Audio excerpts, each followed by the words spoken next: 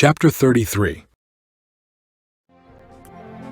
Manasseh was 12 years old when he began to reign, and he reigned 55 years in Jerusalem, but did that which was evil in the sight of the Lord, like unto the abominations of the heathen, whom the Lord had cast out before the children of Israel. For he built again high places, which Hezekiah his father had broken down, and he reared up altars for Baalim, and made groves, and worshipped all the host of heaven, and served them. Also he built altars in the house of the Lord, whereof the Lord had said, In Jerusalem shall my name be forever. And he built altars for all the host of heaven in the two courts of the house of the Lord. And he caused his children to pass through the fire in the valley of the son of Hinnom. Also he observed times, and used enchantments, and used witchcraft, and dealt with a familiar spirit, and with wizards. He wrought much evil in the sight of the Lord, to provoke him to anger. And he set a carved image, the idol which he had made, in the house of God, of which God had said to David and to Solomon his son, In this house and in Jerusalem, which I have chosen before all the tribes of Israel, will I put my name forever.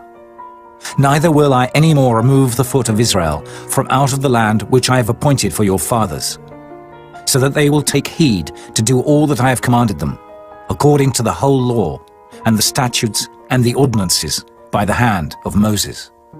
So Manasseh made Judah and the inhabitants of Jerusalem to err, and to do worse than the heathen, whom the Lord had destroyed before the children of Israel. And the Lord spake to Manasseh and to his people, but they would not hearken. Wherefore the Lord brought upon them the captains of the host of the king of Assyria, which took Manasseh among the thorns, and bound him with fetters, and carried him to Babylon. And when he was in affliction, he besought the Lord his God, and humbled himself greatly before the God of his fathers, and prayed unto him.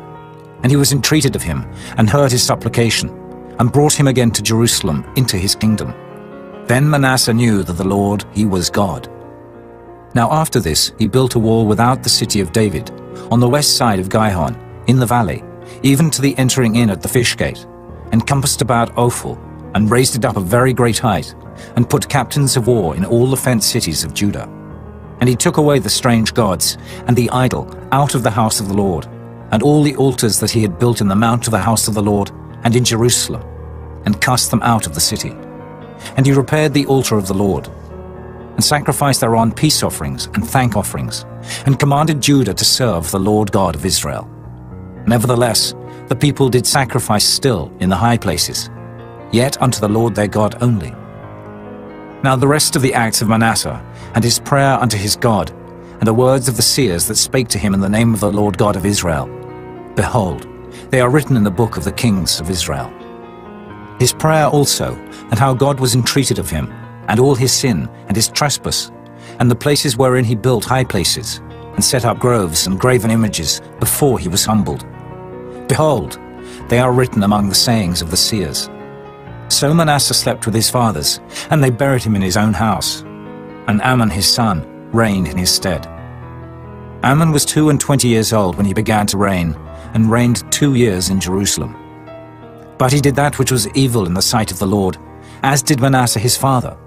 For Amon sacrificed unto all the carved images which Manasseh his father had made, and served them, and humbled not himself before the Lord, as Manasseh his father had humbled himself. But Amon trespassed more and more, and his servants conspired against him, and slew him in his own house. But the people of the land slew all them that had conspired against King Amon, and the people of the land made Josiah his son king in his stead.